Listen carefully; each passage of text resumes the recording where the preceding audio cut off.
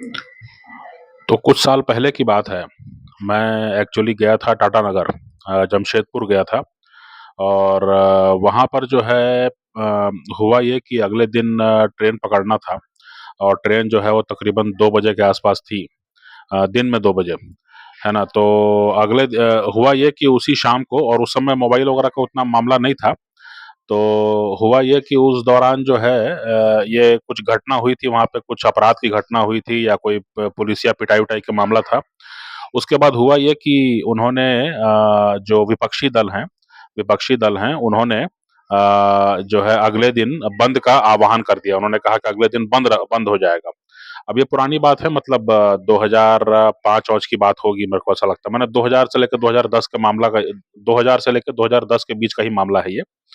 तो उस दौरान जो है तो आक्रामक होता था धरना प्रदर्शन, तो कई लोग जो हैं वो झारखंड, बिहार वगैरह में ऐसा भी होता था कि ट्रेनों के सामने लोग लेट जाएँ और ट्रेन भी जो है उसको ब्लॉक कर दें, बाधित कर दें, ऐसा भी होता था।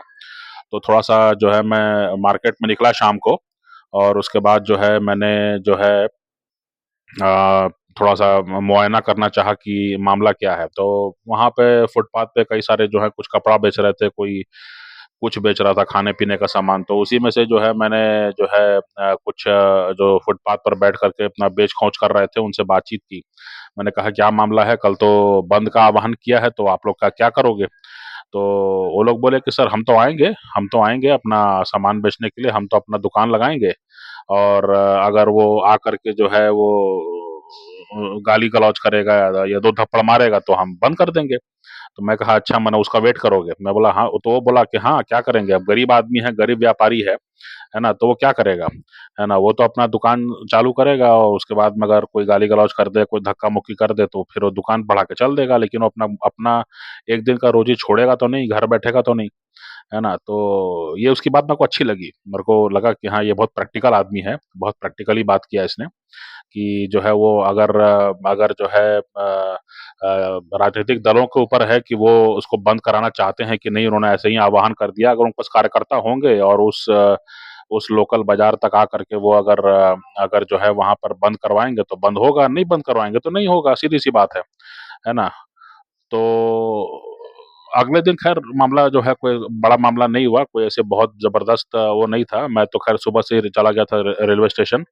अगले दिन कुछ ख़ास काम भी नहीं था, तो मैंने कहा कि स्टेशन चला जाए, वहीं पर जो है वेटिंग रूम में बैठे, और 2 बजे ट्रेन आई और ट्रेन अपने टाइम से छूट गई, तो उसमें कोई बात नहीं थी। लेकिन जो मैं जो इस घटना याद इसलिए कर रहा हूँ क्योंकि जो उस व्यापारी ने बात कही थी, जो छोटा व्यापारी है उसने जो बात कही थी, वो ये थी कि जो छोटे व्यापारी ने बात कही वो ये थी कि मतलब कोई भी जो है अगर गुंडा मवाली या कोई राजनीतिक कार्यकर्ता जो है अगर आकर के 2-4 गाली-गलौज करेगा या धमकी देगा, या कोई पुलिस आकर के कुछ धमकी दे या सामान को उलाट-पलाट दे, तो होता ये है कि व्यापारी जो है वो समझ जाता है कि यहाँ पर दुकान-धंधा अभी तो कम से कम नहीं करना है, और वो वहाँ से चल देता है। तो इस घटना को मैं क्यों याद कर रहा हूँ? इस घटना को मैं इसलिए याद कर रहा हूँ कि जो दुनिया भर में जो है व्यापारी उनकी उनकी लगी पड़ी है, और उनके जो है बहुत हालत खराब है ना? क्योंकि अब दुनिया में बहुत सारे जो हैं वो स्ट्रॉन्ग मैन आ गए हैं, बहुत सारे जो हैं वो निर्णायक नेता आ गए हैं। जो एक समय था जब चीन ही की तरफ जो है सारा व्यापार जा रहा था, है ना? जब चीन ने अपना बाज़ार खोला और जब चीन ने जो है उन्होंने जो ज़रूरी थे वो रिफ़ॉर्म्स कर दिए थे, तो उसके बाद जो है चीन में ही सारे व्यापार जा रहे थे। सभी लोग चीन में ही कंपनियाँ लगा रहे थे, चीन में ही फैक्ट्री लगा रहे थे, चीन में ही हर कोई निवेश कर रहा था। तो उसके पीछे जो कारण था वो मतलब बताया नहीं जाता है, उसको उस तरह से कहा नहीं जाता है, लेकिन मुख्य कारण यही था कि वहाँ पर जो है राजनीतिक स्थिरता थी, वहाँ पर एक ही पार्टी की सरकार थी और वो जो चाहेगी, और उसकी नीतियाँ स्पष्ट थी कि हमको जो है महाशक्ति बनना है, हमको आर्थिक महाशक्ति बनना है, पूरी दुनिया का व्यापार केंद्र बनना है, पूरी दुनिया की फैक्ट्री बननी है। ये उनका स्पष्ट था। तो इसलिए पूरी दुनिया के जो बड़े-बड़े व्यापारी थे उनको मालूम था कि यहाँ पे सत्ता बदलती नहीं है, यहाँ पे सरकारें बदलती नहीं हैं, है ना? और जो भी नीतियाँ हैं वो कम्युनिस्ट पार्टी को ही बनाना है। कम्युनिस्ट पार्टी ने अगर तय कर लिया कि हमको आर्थिक महाशक्ति बनना है और पूरी दुनिया का हमको फैक्ट्री बनना है, तो उसके हिसाब से जो है वो नीतियाँ बनाएँगे, और सबको ठीक लगा। अब सवाल उठता था कि उस समय फिर भारत से लोग पूछते थे। भारत में जैसे कई इंटरव्यूज़ वगैरह हुए थे, उसमें से एक मेरे को याद है, शशि थरूर से पूछा गया था, किसी अंतर्राष्ट्रीय इसमें मीडिया कॉन्क्लेव था, उसमें पूछा गया था कि भई चाइना जो है वो लगातार जो है स्पेशल इकोनॉमिक ज़ोन्स बनाया जा रहा है। इसके उलट में आप लोग जो है नहीं बना पाते हैं बहुत तेज़ी से, क्या बात है? तो शशि थरूर को तो कुछ सफाई देनी थी, तो उन्होंने कहा कि भई अब चाइना में तो उन्होंने आदेश कर दिया, हो गया मामला। लेकिन भारत में ऐसा नहीं है, भारत में हमें कंसेंसस बनाना पड़ता है, हमें ज़मीनी स्तर से जो है हर स्तर पर जो है सहमति बनानी पड़ती है।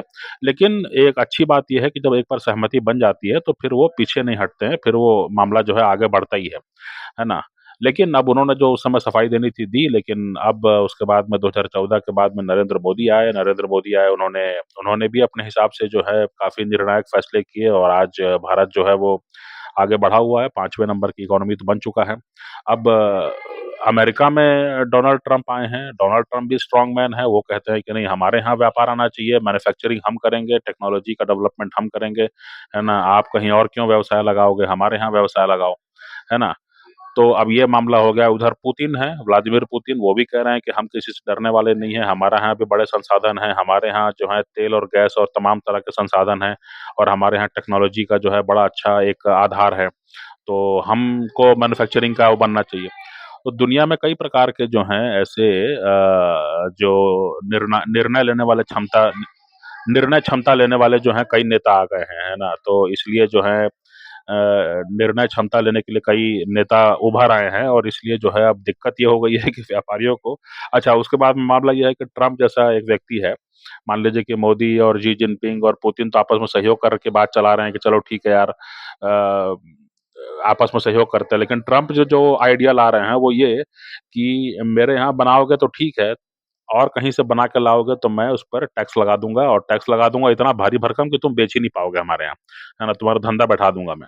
तो अब ये ट्रेड वॉर शुरू होने वाली है, ट्रेड वॉर पहले भी हुई है, अभी दोबारा हो रही है। तो सवाल ये उठता है कि ट्रेड वॉर से जो है जो नुकसान होगा, है ना, व्यापारियों का, है ना? और दुनिया भर में जो अविश्वास की स्थिति उत्पन्न होगी, दुनिया भर में जो है सब एक-दूसरे का मुँह ताकेंगे कि मैं क पैसा कहाँ लगाऊँ, है ना? यहाँ लगाऊँ या वहाँ लगाऊँ। है ना? या मैं अगर जो है इतना भारी भरकम जो है मैंने निवेश कर दिया है टेक्नोलॉजी रिसर्च में और मैंने जो है इतना बड़ा निवेश कर दिया है यहाँ पर करोड़ों करोड़ जो है वो सामान बनेगा, लेकिन वो बिकेगा कि नहीं, उस मार्केट में जाकर वो बिक पाएगा कि नहीं, ये अपने आप में सवाल है, तो क्या करोगे उसमें? तो अब ये जो है अनिश्चितता है, तो ये जो है मतलब ये मान के चलिए कि समय बदलता है, इसको इस रूप में देखा जा सकता है कि समय बदलता है। तो एक समय जो है पूरी दुनिया में वैश्विक व्यापार का एक माहौल था। अब आज के समय ऐसा है कि तुम्हारा व्यापार मैं बैठा दूँगा, तुमको व्यापार नहीं करने दूँगा। अब ये माहौल आ गया है ना दुनिया में। दूसरी बात ये भी है कि जो प्राइवेट सेक्टर है, उसको भी कहीं न कहीं सोचना पड़ेगा कि प्राइवेट सेक्टर ने जो है वो ज़िम्मेदारी ज़्यादा निभाई नहीं है। प्राइवेट सेक्टर ने जो है सिर्फ़ और सिर्फ़ अपने मुनाफ़े पर ध्यान दिया और सिर्फ़ और सिर्फ़ क्वार्टरली रिज़ल्ट पर ध्यान दिया, अपने तिमाही नतीजों पर ध्यान दिया। समाज में क्या बदलाव आ रहे हैं, समाज में क्या बदलाव आने चाहिए, इसके ऊपर ध्यान नहीं दिया।